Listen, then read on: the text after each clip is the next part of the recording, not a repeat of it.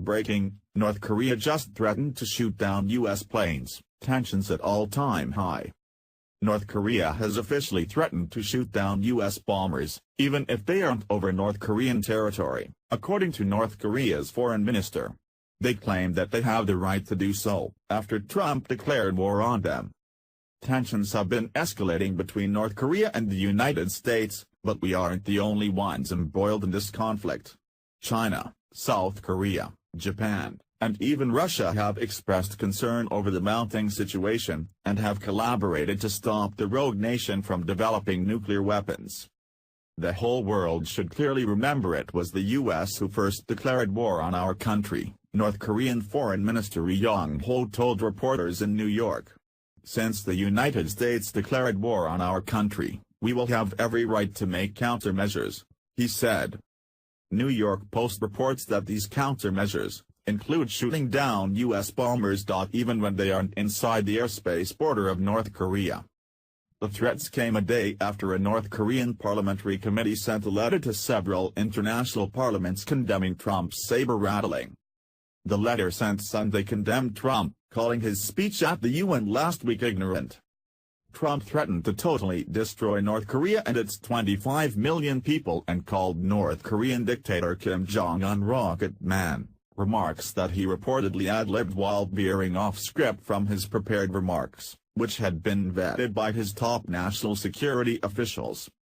While Israel's Netanyahu has called Trump's speech one of the best he's ever heard, liberal pundits have attacked him nonetheless.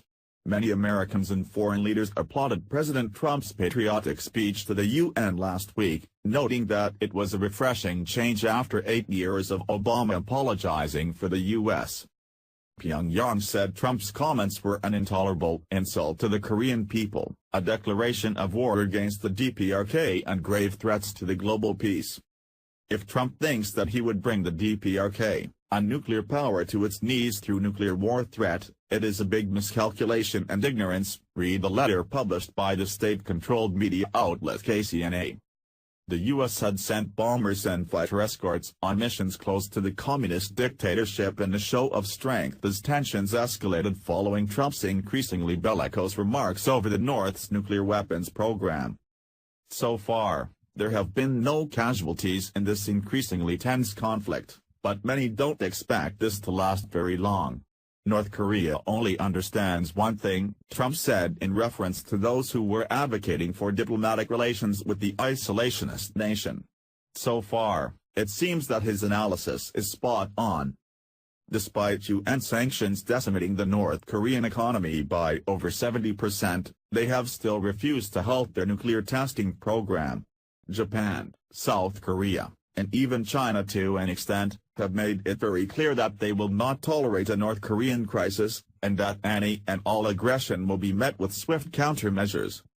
Trump has also threatened to rain down fire and fury, unlike which the world has ever seen, and while most men and women in our armed forces would rather avoid a physical conflict, it seems that a battle between the North Korean mini-tyrant and #MAGA-tweeting POTUS is inevitable. If you think that President Trump should show no mercy to North Korea, please give this article a share. Thank you and God.